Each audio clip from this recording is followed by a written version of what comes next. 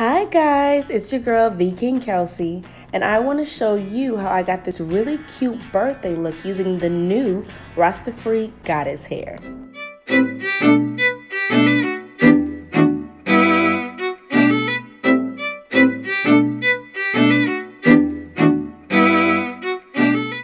So I have 2 packs of 1B and 1 pack of cotton candy. So I'm going to be using the cotton candy as a pop of color in the back. So right now I'm separating my hair in half, and I'm actually going to show you how I do my parting. I use 2 mirrors because obviously I don't have eyes in the back of my head, okay? And I'm going to be parting it. I'm really particular about parting. But I'm going to put edge control on like you just saw me do, and I'm going to clean up those parts really nicely. I am parting it in a way that I want the hair at the top to lay, so it's not half and half, but it's not too low either. And you'll see it as it all comes together at the end.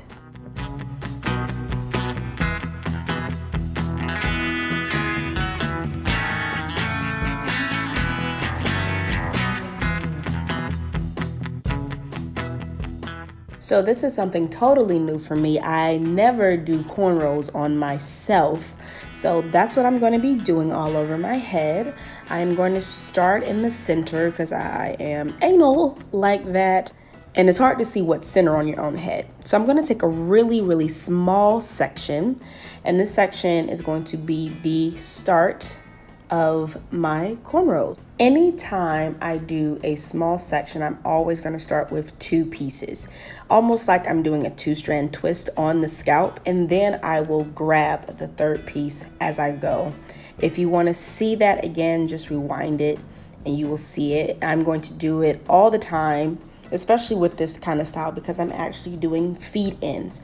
So with feed ends, a lot of times people like to add the bulk of the hair at the top, but if you really want a true seamless growth, or you really want it to look really nice and not just so bulky, add smaller pieces to your hair. You don't have to add these huge chunks of large pieces. Another tip that I do is whatever the size of my pieces are, as you can see, these ones that I'm putting in look a little bit bigger than the first ones I put in. It's because my pieces that I do, my first one, I separate that into 3 to give that nice seamless look.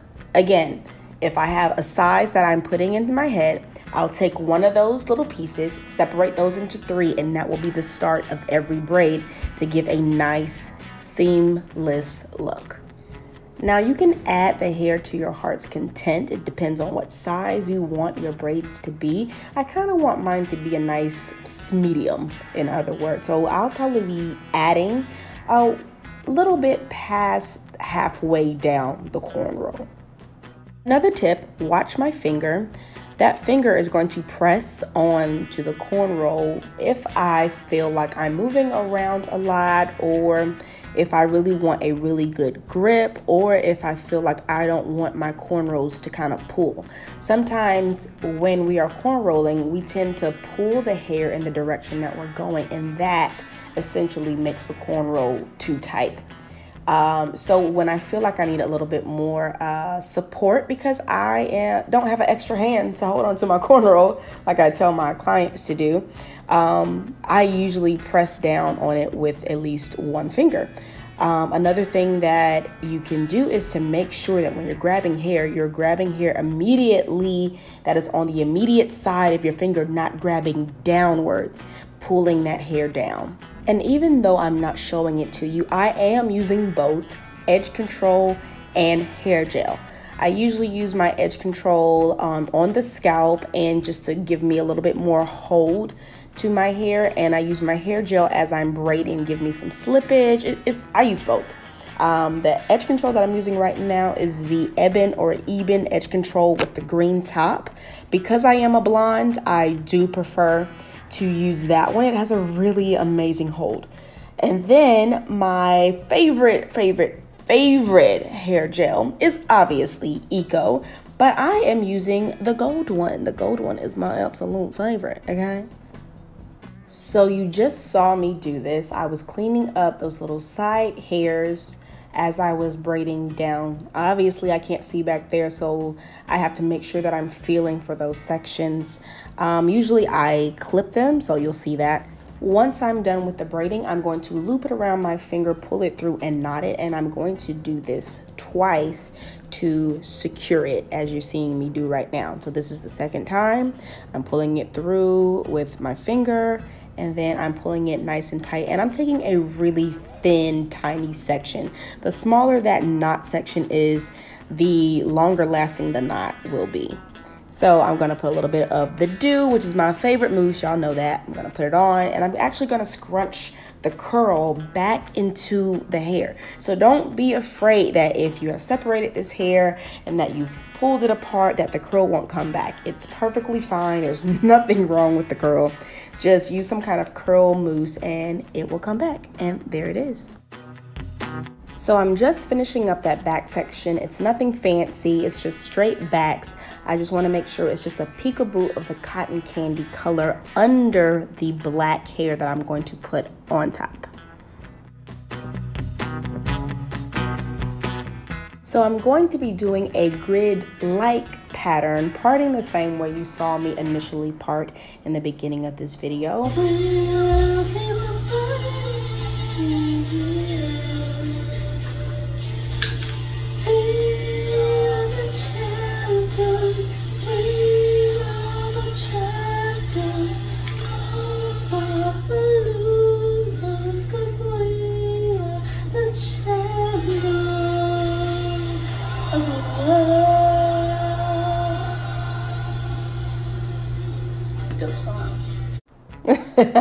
So back to business. I did not know that my inspiration photo was going to be this complicated on my own head. Probably a lot easier to do on somebody else. But I'm actually going to be doing a grid-like pattern. Again, starting with those tiny pieces at first. And then I'm leaving a space in between each braid.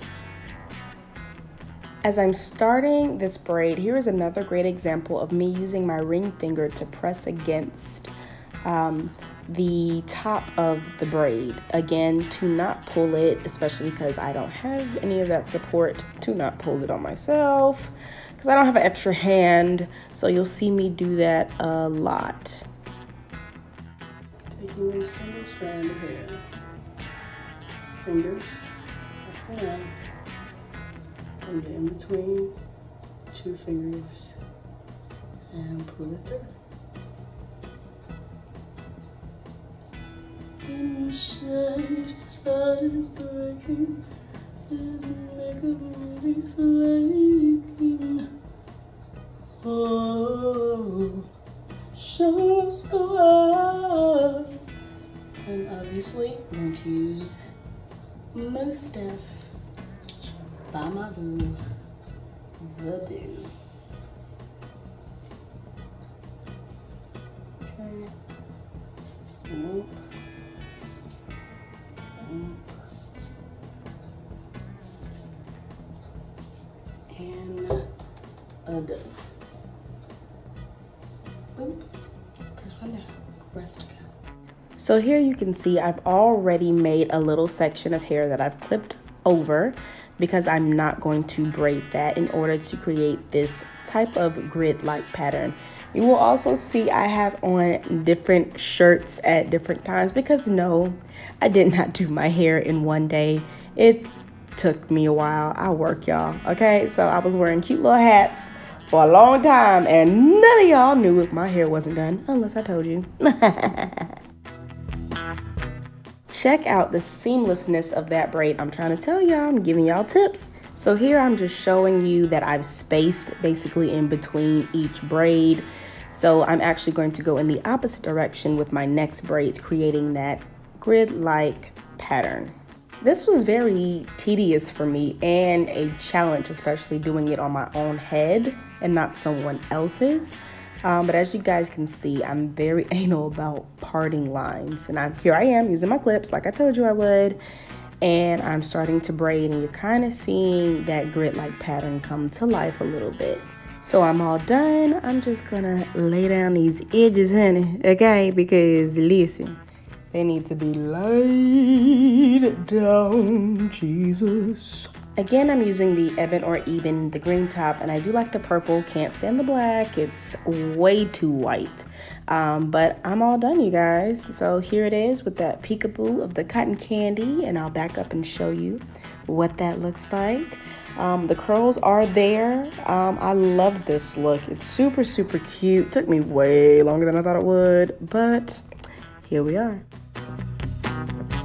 Y'all, I was ready and snatched for my birthday, okay? So thank you guys for watching this video. If you like it, please give it a thumbs up and share with your family and friends. And don't forget to subscribe. Bye, y'all.